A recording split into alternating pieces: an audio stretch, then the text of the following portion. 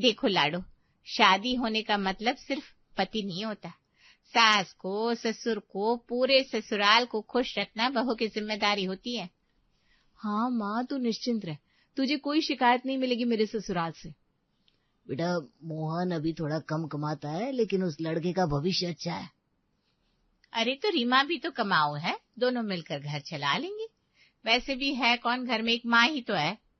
रीमा की शादी मोहन से तय थी। शादी से पहले माँ पिता ने बेटी को अच्छे से ससुराल में रहने के सारे गुण समझाए थे। शादी के बाद, रीमा, मैंने बहुत काम कर लिया, अब मैं सारा घर तेरे हाथ में सौंप देती हूँ। नहीं तो क्या, भाभी ने पूरी जिंदगी मोहन के पीछे लुटा दी। उनके लिए ये घर घर नहीं मंदिर है। बहू, तू इस घर को भाभी की आंखों से देख। जी बुआ जी, कोशिश रहेगी कि खाने पीने में कोई दिक्कत ना हो। खाना तो जानवर भी खा लेता है बहू, बस ये देख कि कोई काम मेरी नजर में अधूरा ना रह जाए, क्योंकि मेरी आदत है, मैं बोलती कुछ नहीं हूँ, बस खुद ही लग जाती हूँ। हाय हाय भाभी, ये कैसी बात कर रही हैं? और क्यों लगेंगी भला इस उम्र में काम में, है ना ये बहू? क्यों रीमा? रीमा जा चुकी थी, उसकी ऑनलाइन मीटिंग थी, वो वहां लग गई। मीटिंग खत्म होते ही रीमा ने लैपटॉप बंद किया और सीधे किचन में घुस गई। सुबह के 7 बजे से वो लगी थी झाड़ू, पोछा, बर्तन, कपड़े, और अब खाना भी तैयार था। दाल, चावल, आलू की सब्जी और रोटियां सब ढक कर रखी थी। रीमा ने माथे का पसीना पोछा और सोफे पर बैठने ही वाली थी कि अरे रीमा सुन तो, वो ऊपर वाली अलमारी में जो डब्बे रखे ना, कब से साफ नहीं हुआ, आज निकाल देते हैं। अरे माँ जी, अभी तो पूरा घर साफ किया है मैंने, वो डब्बे भी पिछले हफ्ते ही पहुंचे थे मैंने। अरे बेटा, मैं कह रही हूँ ना, मुझे पता है कब साफ हुआ, मेरी आंखें भी गई नहीं है। चल छोड़, तू बैठ, मैं खुद निकालती हूँ। रीमा उठी और डब्बे नीचे उतारने लगी। सास ने एक एक डब्बा खोला, सूंघा, पोंछा और फिर बोली, और सुन, वो चावल वाला थैला निकाल, धूप में डालना है, सीलन आ गई है। माँ जी, अभी तो 3 दिन पहले ही धूप दिखाई थी, और ये दिसंबर में कहाँ की सीलन? तो बड़ी हो गई है क्या मुझसे? हाँ, मैं 30 साल से ये घर चला रही हूँ, चावल खराब होते हैं बिना धूप के, निकाल बाहर। रीमा चुपचाप थैला उठाकर छत पर ले गई। जब वापस आई तो देखा सास ने स्टोर रूम का पूरा सामान बाहर निकाल दिया था। डब्बे, थैले, पुरानी बोतलें, सब कुछ बीच आंगन में बिखरा पड़ा था। माँ जी, ये सब अभी? हाँ, अभी कब करेगी फिर? त्योहार आने वाले हैं, सब ठीक से लगाना है। रीमा ने कुछ नहीं कहा, लगने लगी सामान ठीक करने में। तभी किचन से आवाज आई। रीमा भागी तो देखा सास कढ़ाई चढ़ा रही थी। माँ जी, ये क्या कर रही हैं आप? खाना तो बना हुआ है ना, आलू की सब्जी बनाई है मैंने। अरे आलू तो मोहन को पसंद भी नहीं है इस टाइम, मैं भिंडी बना देती हूँ, तू जा अपना काम कर। माँ जी, मोहन ने खुद बोला था आलू बनाना। तू नई नई आई है, मेरे बेटे की पसंद मुझे पता है, भिंडी बनेगी आज। रीमा वापस स्टोर का सामान लगाने चली गई। उसी वक्त दरवाजे पर घंटी बजी। पड़ोसन सुमन भाभी थी। सास तुरंत दरवाजे पर आ गई, चेहरे पर थकान के भाव लाते हुए बोली, आओ सुमन, बैठो। अरे क्या बताओ, सुबह से लगी हूँ, पूरा घर पड़ा है। अरे भाभी जी, अब तो बहू है ना, आराम करो। हाय सुमन, बहू है लेकिन काम तो मुझे ही करना पड़ता है, वो बेचारी अपनी मीटिंगों में लगी रहती है, और मैं देखो डब्बे निकालो, सामान लगाओ, खाना बनाओ, बुढ़ापे में चैन नहीं है मुझे। सच में भाभी जी।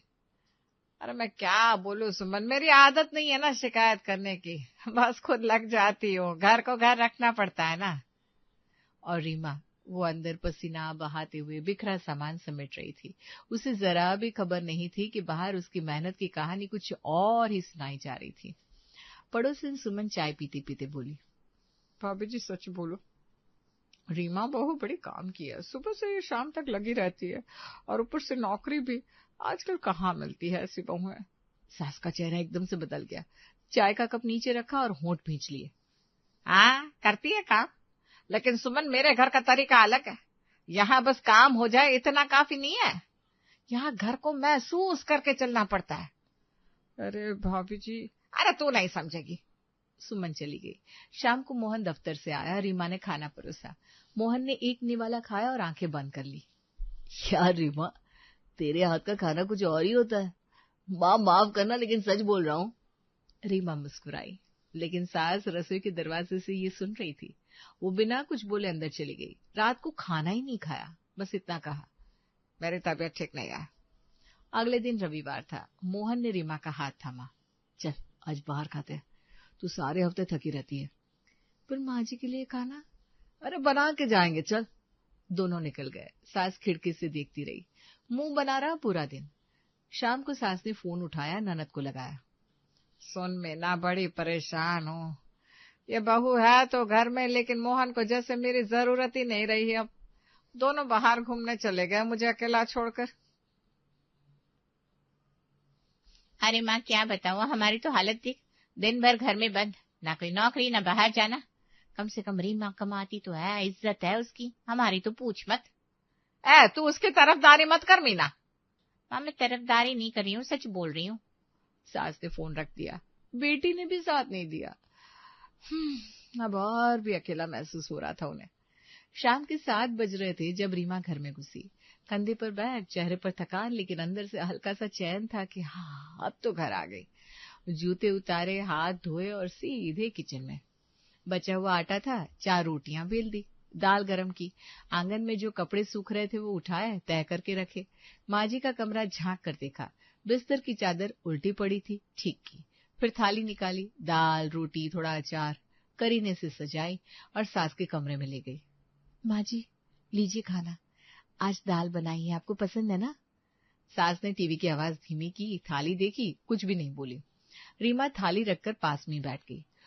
सोचा था आज थोड़ी देर बैठेंगी दोनों, बातें होंगी, दिन भर का हाल पूछेंगे माँ जी, थकान थोड़ी हल्की होगी। माँ जी आज ना बड़ी ठंड थी बाहर, आपने दोपहर में कुछ खाया था ना? खाना खाया, तो चिंता मत कर, मैं खुद का ख्याल रखना जानती हूँ। तेरे आने से पहले भी खाती थी मैं। रीमा चुप रही। वैसे आज फिर देर हो गई, 7 बज गए। माँ जी मीटिंग थी ना, निकल नहीं पाई जल्दी। मीटिंग तो रोज होती है, घर की मीटिंग कब होगी? मोहन को आज दोपहर में भी चाय नहीं मिली। माँ जी मोहन भी तो दोपहर को दफ्तर में थे। मैं ये नहीं कह रही हूँ, मैं कह रही हूँ घर में रहने वाला कोई होना चाहिए। बहू घर में हो तो घर घर लगता है, वरना बस मकान है। रीमा के मुंह पर कुछ नहीं आया। और सुन, रोटी थोड़ी मोटी है आज, मुझे पतली रोटी चाहिए, दांत कमजोर है मेरे। अगली बार ध्यान रखूंगी माँ जी। और वो अलमारी का दरवाजा देख, कब से खड़खड़ाता है। बोला था मोहन को, किसी को फुर्सत ही नहीं है। रीमा उठी, अलमारी देखी, चुपचाप वापस बैठ गई। अरे बैठी क्यों है, अब जा आराम कर, थकी है तो। जो लहजा ऐसा था जैसे हटा दिया हो। रीमा उठ गई, थाली वहीं छोड़ी और कमरे से निकल गई। जिस सुकून के लिए वो पास बैठी थी वो तो मिला ही नहीं, उल्टा एक अजीब सा भारीपन सीने में लेकर आ गई। और पीछे कमरे में सास अकेली थी, थाली सामने थी, टीवी चल रहा था, लेकिन कमरा फिर भी खाली लग रहा था। दोपहर को रीमा का फोन बजा, स्क्रीन पर नाम देखकर चेहरा खिल गया।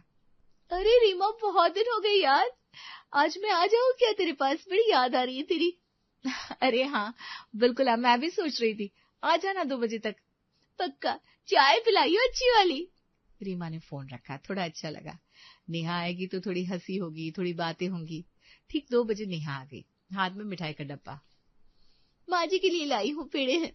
सास ड्राइंग रूम में बैठी थी, नेहा ने पैर छुए और पास बैठ गई। रीमा किचन में चाय बनाने चली गई। बेटा तू कहाँ रहती है, शादी हुई है ना तेरी? जी माँ जी 5 साल हो गए, 2 बच्चे हैं, बेटा और बेटी। सास ससुर है? जी माँ जी, सासू माँ है, ससुर जी नहीं रहे। बच्चे किसके पास रहता है जब तू काम पर जाती है? अरे वो बस दादी के पास, सासू माँ के बिना तो उनका दिन ही नहीं चलता। स्कूल से आओ तो सीधे दादी के कमरे में, खाना दादी के हाथ से खाओ, रात को दादी के पास सो। मैं तो कभी कभी जलती हूँ उनसे। सास की आंखें चमकी। सच में? अरे माँ जी बिल्कुल सच। ये देखे ना फोटो। नेहा ने फोन निकाला, एक एक फोटो दिखाने लगी। ये मनाली गए थे हम सब पिछले साल, सासू माँ ने खुद बोला चलो।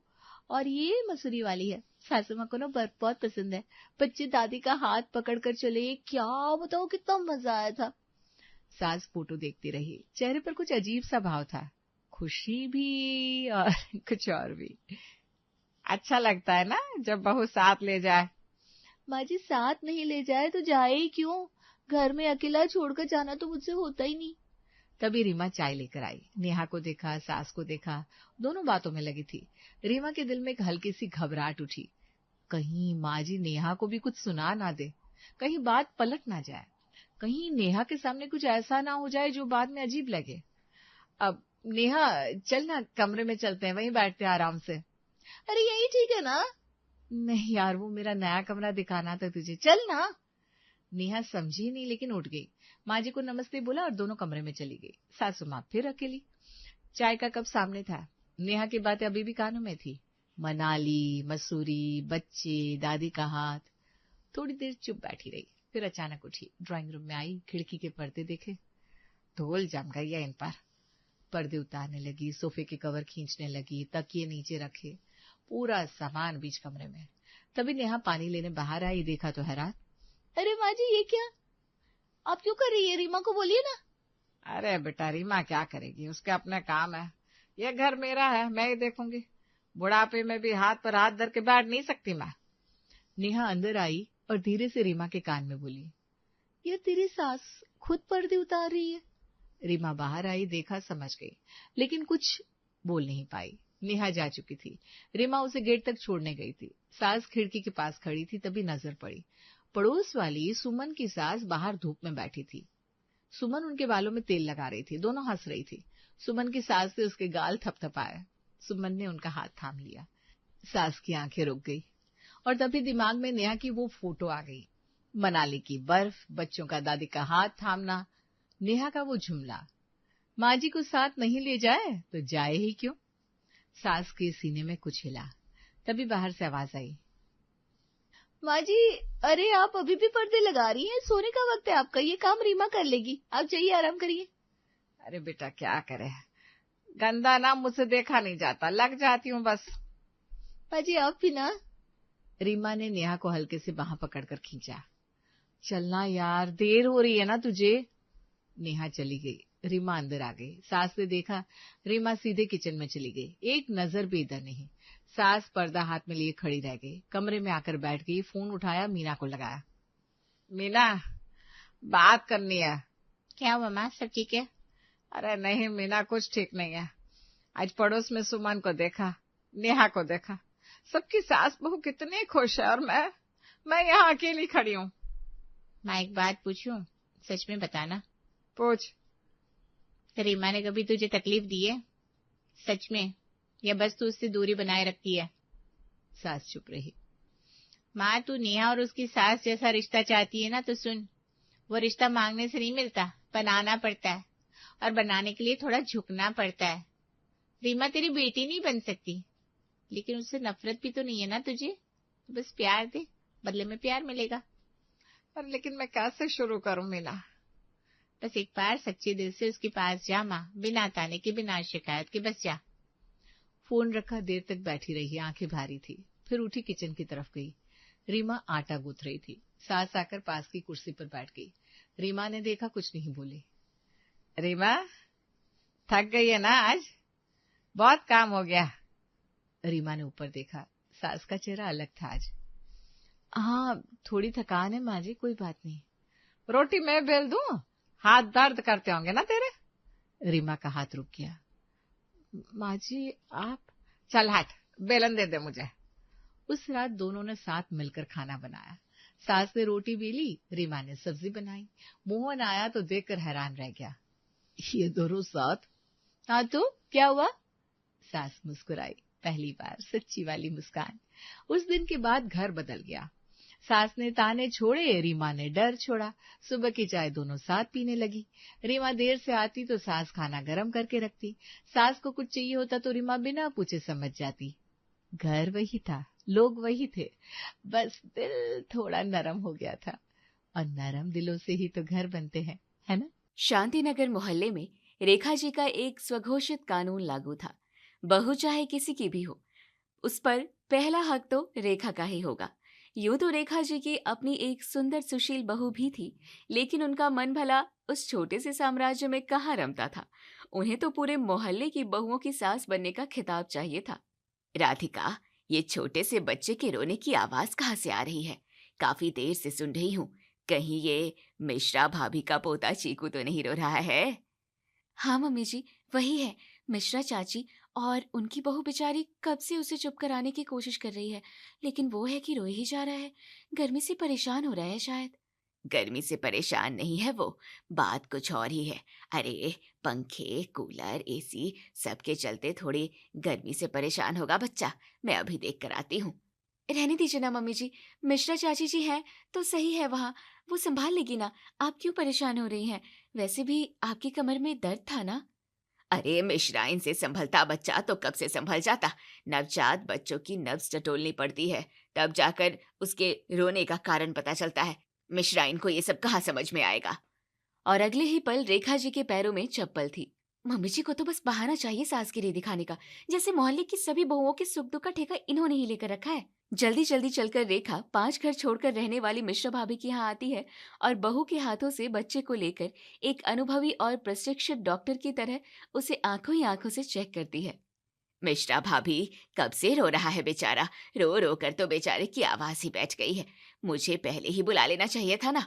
वो तो इसके रोने की आवाज मेरे कानों पर पड़ी और मैं तो घर पर रुक ही नहीं पाई। चाची जी सच में बहुत परेशान हो रहा है बेचारा, सब कर लिया लेकिन चुप ही नहीं हो रहा है। इसके पापा को फोन कर दिया है, अब हम इसे डॉक्टर के पास ही लेकर जा रहे हैं। अरे छोड़ो डॉक्टर वॉक्टर, तुम्हारी रेखा चाची है ना सबसे बड़ी डॉक्टर, अभी चुटकी बजाते ही ठीक कर देगी इसे। इसका पेट कड़क हो रहा है, तू ऐसा कर जरा सी हींग को पका कर ले आ। जा बहू, हींग पका कर लिया, हमने तो सब करके देख लिया, अब ये भी देख लेते हैं। सारिका थोड़े से पानी में हींग को पकाकर लाती है और रेखा उस गुनगुने पेस्ट को बच्चे की नाभि के आसपास लगाती है। देखते ही देखते 2 मिनट के अंदर बच्चा चुप हो जाता है। आपने तो कमाल कर दिया चाची जी, देखा मम्मी जी कैसे चुप हो गया ये, हमें तो थका ही दिया था इसने। बेटा ये सब बरसों पुराने नुस्खे हैं, हैरानी की बात है कि तेरी सास को नहीं पता था। सारिका जब तक बच्चा बोलने नहीं लगता तब तक ऐसी कई बातें होंगी। तेरी चाची के पास सबका घरेलू इलाज है, जब लगे तब आ जाना मेरे पास, मैं भी तेरी सास की तरह हूँ। हाँ चाची जी, अब तो मैं सबसे पहले आप ही के पास आऊंगी। थोड़ी देर गपशप करके रेखा घर आती है, लेकिन रास्ते में जो मोहल्ले वाला मिला उसे पूरी कहानी विस्तार से बताते हुए। कुछ दिन बाद रेखा जी बाहर खड़ी अपने पौधों को पानी दे रही होती है और उनका ध्यान गोयल परिवार की बहू गौरी पर जाता है। ओ गौरी बहू, सुबह सुबह ये हाथ में इतना बड़ा कपड़े का पोटला लेकर कहाँ भागी जा रही हो? चाची जी मैं ये कॉटन की साड़ियाँ लॉन्ड्री में देने जा रही हूँ, कलफ करवाने के लिए। मम्मी जी ने कहा है कि इन साड़ियों पर कड़क कलफ हो तभी ज्यादा अच्छी लगती है। 16 आने सच बात कही है तेरी सास ने, लेकिन एक बात बता, क्या उसे ये नहीं पता कि ये काम तो घर में भी हो सकता है? नहीं, उन्होंने तो ऐसा कुछ नहीं कहा, लेकिन सही कह रही हो चाची जी, घर में भी कलफ हो सकता है साड़ियों पर। अरे मैं खुद घर में करती हूँ, लॉन्ड्री तो दूर की बात है। मैंने तो आज तक बाजार से केमिकल को भी नहीं छुआ है कलफ लगाने के लिए। अच्छा, चल साड़ियाँ लेकर अंदर आ जा, मैं तुझे भी सिखाती हूँ। तू भी आगे से घर पर ही करना और अपनी सास को भी सिखाना। वैसे तो ये सब सास का काम होता है, बहू को सिखाना। तो आप भी तो मेरी सास की तरह ही हैं चाची जी। रेखा पहले चावल का मांड तैयार करती है और फिर उसे गौरी की साड़ियों को कलफ लगाती है। अब इन्हें अपने आप सूखने दे, देख कैसी कड़क हो जाएगी साड़ियाँ, शाम को आकर ले जाना। थैंक यू चाची जी, ये तो सच में कितना आसान और सस्ता है। अब तो मैं घर पर ही करूंगी कलफ। और अपनी सास को भी जरूर सिखाना। मेरी साड़ियों को तो कभी कलफ लगा कर नहीं दिया मम्मी जी ने, और यहाँ तो इसके लिए पूरी लॉन्ड्री ही खोल दी है। एक दिन पड़ोस में रहने वाले जोशी परिवार की बहू रचना हाथ में कटहल लेकर आती है और कहती है, चाची जी ये लीजिए, मम्मी जी ने आपके लिए कटहल भेजा है। गांव से मेरी बुआ सास ने खूब सारे भेजे हैं। मम्मी जी ने कहा कि आपको भी देकर आ जाऊं। अरे वाह, अच्छा किया, मैं तो मंगवाने का सोच ही रही थी अचार डालने के लिए। आपको आता है कटहल का अचार बनाते? हाँ, इसमें कौन सी बड़ी बात है। हाँ, बाकी अचार से थोड़ा अलग तरीका है, लेकिन मसाले तो सेम ही हैं। तो फिर चाची जी मुझे भी सिखा दीजिए ना। इन्होंने एक बार अपने दोस्त के यहाँ खाया था, तब से मेरे और मम्मी जी के पीछे पड़े हैं कि तुम लोग भी बनाओ। अब ना तो मम्मी जी को आता है और ना मुझे, कैसे बनाएंगे? तेरी सास को तो कुछ भी नहीं आता, चल मैं ही तुझे सिखा दूंगी। आज तो जरा पीठ में दर्द है मेरे, कल दोपहर को आ जाऊंगी सिखाने के लिए। ठीक है चाची जी, जरूर आइएगा। अरे भाई, एक बार चाची ने कह दिया मतलब कह दिया। अब तूने इतना मुंह भर के कहा है तो क्यों नहीं आऊंगी। आखिर सासों का ही तो काम होता है बहुओं को सिखाना। रचना के जाने के बाद राधिका रेखा को याद दिलाते हुए कहती है, मम्मी जी, आपने रचना को कल दोपहर का समय दे दिया, लेकिन कल हमें भी तो छत पर गेहूं सुखाने हैं ना। बारिश के पहले 2-3 बार तो धूप लगानी पड़ेगी ना उन्हें। हाँ, ये बात तो मेरे दिमाग से ही निकल गई थी, लेकिन अब तो मैंने रचना को कह दिया है। देखा ना कितनी खुश होकर गई है बेचारी। कल नहीं गई तो उसे बुरा लगेगा। तो ऐसा करना कि तुझसे जितना बन पड़े उतना गेहूं सूखने डाल देना, बाकी बाद में देख लेंगे। मम्मी जी तो बस दूसरों के घर के अचार की फिक्र करती है। रचना का दिल नहीं टूटना चाहिए, चाहे उनकी अपनी बहू को गधे की तरह काम क्यों न करना पड़े। अगले दिन रेखा नियत समय पर रचना के यहाँ अचार बनाने के लिए आती है। रचना और उसकी सास राखी उसे देखकर खुश हो जाती है। बड़ा अच्छा काम किया तूने रेखा। हम तो कब से कटहल का अचार बनाने का सोच रहे थे, लेकिन हमारे यहाँ कभी डला ही नहीं है ना, तो हिम्मत नहीं हो रही थी। खराब हो जाते तो मसाले, तेल सब बेकार हो जाता। मैं तो अच्छे से सीख लूंगी चाची जी, ताकि आगे से खुद ही बना सकूं। हाँ, तेरी अपनी सास को बनाना नहीं आता तो क्या हुआ, ये दूसरी सास है ना सिखाने के लिए। ये अचार पापड़ वगैरह बनाना तो सास ही अपनी बहुओं को सिखाती है। इस तरह अपनी बड़ाई करते हुए रेखा कटहल का अचार बना देती है और रचना की नजरों में खुद को महान साबित करके खुशी खुशी घर आ जाती है। घर आकर, बना दिया अचार मम्मी जी। ये हमारे यहाँ भी तो वो कटहल देकर गई है ना, हम भी अचार बना लेते हैं। इस बहाने मैं भी सीख लूंगी आपसे। इसे तो रहने दे बहू, कटहल का अचार बनाना तो बड़ा ही चिकट काम है। आधी जान तो कटहल को काटने में ही निकल जाती है। फिर कटहल, उसे धो, उबालो, सुखाओ, फिर मसाले मिलाओ। वो तो रचना ने इतना कहा तो उसका दिल रखने के लिए बना दिया मैंने।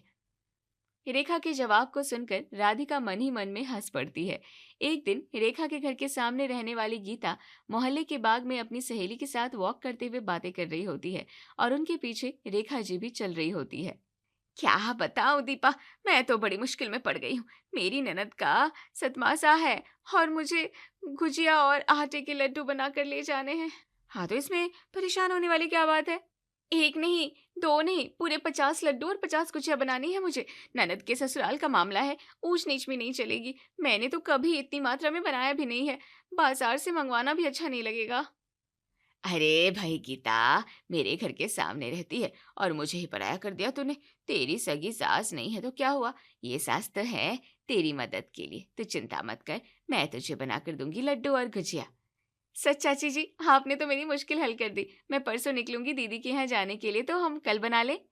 हाँ बिल्कुल, तू बस समय बता, तेरी ये सास हाजिर हो जाएगी। रेखा घर आती है और राधिका उसे पानी का ग्लास देते हुए याद दिलाती है, मम्मी जी, आपको याद है ना, कल छोटे मामा मामी और उनका परिवार आ रहा है खाने पर। अरे बाप रे, मेरे तो दिमाग से ही निकल गया था। मैं तो वो बेचारी गीता को कल गुजिया और आटे के लड्डू बनाकर देने का वादा करके आई हूँ। मुझे तो वहीं पर पूरा दिन लग जाएगा। आप भी ना मम्मी जी, ऐसा करिए ना, आप कल की बजाय उनके पास परसों चले जाइए। अरे, उसे परसों तो निकलना है ना बहू, कल दोनों चीजें बनाना जरूरी है। मैंने ऐन वक्त पर मना कर दिया तो बेचारी के लिए मुश्किल खड़ी हो जाएगी। उसे जबान दी है तो मेरा जाना जरूरी है, तो यहाँ संभाल लेना। लेकिन मम्मी जी, मेरा भी तो सोचिए ना, मैं अकेले कैसे सब मैनेज करूंगी। आपने गीता को हाँ कहने से पहले सोच तो लेना चाहिए था। तेरी शादी को इतने साल हो गए हैं बहू, 8 लोगों का खाना बनाने में तुझे दिक्कत आ रही है। मुझे पता है तू कर लेगी। ये कहकर रेखा चली जाती है और राधिका मन ही मन में भुनभुना कर रह जाती है। ये मम्मी जी को पता नहीं पूरे मोहल्ले की सास बनने की क्या अजीब बीमारी है। अपने घर में मुझे सास बनाकर रखा है और दूसरों के घर की सास बनी फिरती है। अगले दिन रेखा तो गीता के यहाँ निकल जाती है और राधिका को अकेले पूरा खाना और बाकी चीजें मैनेज करनी पड़ती है। कुछ खुद उनके भाई को भी रेखा का ये व्यवहार अजीब लगता है। रात को राधिका इस बात की शिकायत राजीव से करती है। देखो ना राजीव, मम्मी जी को अपनी इकलौती बहू को छोड़कर मोहल्ले की हर बहू की फिक्र है। हर काम मुझ पर अकेली थोप कर वो बाकी बहुओं की सेवा करती फिरती हैं। तुम इतना दिल पर मत लो राधिका, मम्मी को समझाने का कोई फायदा नहीं है। जब तक उन्हें खुद अपनी गलती का एहसास नहीं होगा वो समझेंगी नहीं। पता नहीं वो दिन कब आएगा। दिन इसी तरह गुजरते रहते हैं और रेखा की मोहल्ले की बहुओं की सेवा भी जारी रहती है। इसी कड़ी में एक दिन मोहल्ले की एक बहू सलोनी हैरान परेशान सी अपने 6 साल के बेटे का हाथ पकड़कर ऑटो के इंतजार में खड़ी होती है और मंदिर से आती रेखा की नजर उस पर पड़ जाती है। अरे बेटा, यहाँ इस छोटी सी जान को लेकर धूप में क्यों खड़ी है? परेशान भी दिख रही है। चाची जी, मेरे भाई की सगाई है, मुझे ये ब्लाउज डालने टेलर के पास जाना है। और देखिए ना, मेरी सासू माँ ने तो कह दिया कि इसे भी अपने साथ ले जा। आधे घंटे तक भी नहीं संभाल सकती हैं वो इसे, इसलिए बेचारे को धूप में लेकर आना पड़ा। अरे कैसी दादी है भाई मैया, इतने प्यारे से पोते को आधा घंटा भी संभाल नहीं सकती। तेरी सगी सास ऐसी है तो क्या हुआ, तेरी ये वाली सास तो है ना। तू इसे मेरे पास छोड़ और टेलर के पास होकर आ जा। सच चाची जी, अच्छा है, बेचारे को धूप में घूमना नहीं पड़ेगा। सोनू, दादी जी के साथ उनके घर जाओ और मस्ती मत करना। हाँ, मैं जल्दी आ जाऊंगी। रेखा सोनू को लेकर खुशी खुशी घर आ जाती है, लेकिन सोनू के कदम घर में पड़ते ही रेखा की सारी खुशी के पल छू मंतर हो जाते हैं पल भर में। सबसे पहले सोनू अपने शूज के साथ सोफे पर जी भरकर उछल कूद करता है और फिर एक एक करके सारे कुशन्स को फेंकने लगता है। मम्मी जी, इसे क्यों लेकर आए आप? ये मोहल्ले का सबसे शैतान बच्चा है। सोनू बेटा, नीचे बैठो जल्दी। ये तो रुक ही नहीं रहा है। अब समझी कि इसकी दादी ने इसे संभालने से क्यों मना कर दिया था। सोनू, वहां मत चढ़ो, गिर जाओगे। अच्छा, सलोनी की सास ने अपने पोते को संभालने से मना कर दिया तो आपके अंदर की सास जाग गई और आप इस शैतान को यहाँ ले आए। सोनू, उसे नहीं, उसे नीचे रखो। सोनू टेबल पर रखा महंगा फूलदान हाथ में उठा लेता है और राधिका उसे नीचे रखने के लिए कहती है। सोनू, तुम गुड बॉय हो ना, उसे रख दो प्लीज, वो गिर गया तो फूट जाएगा। मैं नहीं रखूंगा। सोनू, रखते हो कि नहीं? रुको, मैं अभी बताती हूँ तुम्हें। राधिका सोनू के हाथ से फूलदान लेने आगे आती है और उतने में सोनू फूलदान छोड़ देता है। देखते ही देखते जमीन पर महंगे फूलदान के टुकड़े बिखर जाते हैं। देख लिया मम्मी जी, इतना महंगा फूलदान तोड़ने के बाद भी दांत निकाल रहा है ये। इसकी मम्मी तो आधे घंटे में आने वाली थी ना, 1 घंटा हो गया, कहाँ है वो? हाँ बेटा, अभी तक क्यों नहीं आई पता नहीं। इस शैतान को संभालना तो बड़ा मुश्किल है। 2 घंटे बाद सलोनी आती है और तब तक सोनू कई छोटी मोटी चीजों को बर्बाद कर चुका होता है। सलोनी शर्मिंदा हुए बिना कहती है, चाची जी, मुझे पता था कि सोनू यहाँ अपनी दादी के पास खूब खुश रहेगा। टेलर के साथ लगे हाथ पार्लर भी हो आई। वैसे ये बहुत अच्छा बच्चा है, ज्यादा परेशान नहीं करता। अब तो जब भी मुझे कहीं जाना होगा, मैं इसे अपने दूसरे ससुराल यानी कि यहीं छोड़कर जाऊंगी। रेखा जी की जबान तो तालू से चिपक जाती है। 2 घंटे में सोनू ने घर में जो उत्पात मचाया था वो उसे जिंदगी भर नहीं भूलने वाली थी। हॉल को समेटते हुए राधिका उन्हें कहती है, देखा कितनी बेशर्मी से कहकर चली गई।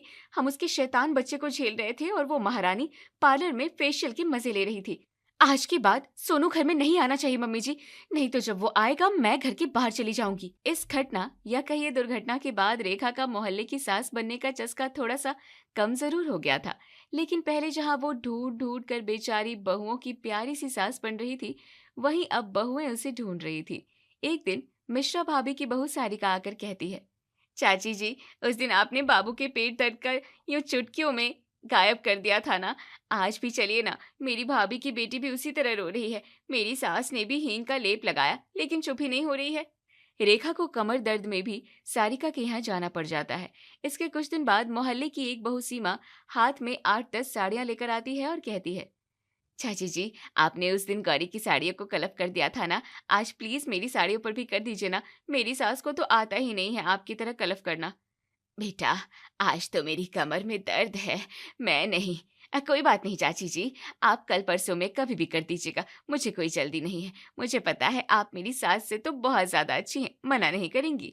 रेखा के जवाब का इंतजार किए बिना सीमा साड़ियां रखकर चली जाती है। कुछ दिन बाद रचना आती है और कहती है, चाची जी, आपके हाथ का कटहल का अचार तो हमारे पूरे खानदान में फेमस हो गया है। मेरी मौसी सास के कहने पर मेरी सासू जी ने सेम आपके तरीके से बना कर दिया, लेकिन वो स्वाद नहीं आया। वैसे भी उनके हाथों में वो स्वाद कहाँ है जो आपके हाथों में है। ठीक है, तो मैंने तो तुम्हें बताया था। वैसे कटहल काट कर रख देना और उबाल कर रखना, मैं मसाले मिला दूंगी। चाची जी, मुझे तो कटहल का चिपचिपापन अच्छा नहीं लगता है, और हमारी मम्मी जी का तो आपको पता ही है ना, वो आपकी तरह फुर्तीली नहीं है ना। कटहल काटने में ही 2 दिन लगा देंगी, आप ही कर दीजिए ना। रचना रेखा से बात कर रही होती है, तभी गीता वहां आती है और झट से कहती है, तुम चाची जी को अचार बनाने के लिए कल बुला रही हो तो अपना प्रोग्राम कैंसिल कर दो। कल तो चाची जी मेरे यहाँ आएंगी। अच्छा, वो किस खुशी में? चाची जी, आपके हाथ की गुजिया दीदी के ससुराल में इतने फेमस हो गए हैं कि उन्होंने और बनाने के लिए कहा है। पहले तो मैंने मना कर दिया, लेकिन फिर हाँ भी कर दिया, क्योंकि आप तो मेरी सास हैं, इस हिसाब से मेरी ननद की मम्मी हुई। और माँ कैसे अपनी बेटी को मना कर सकती हैं भला?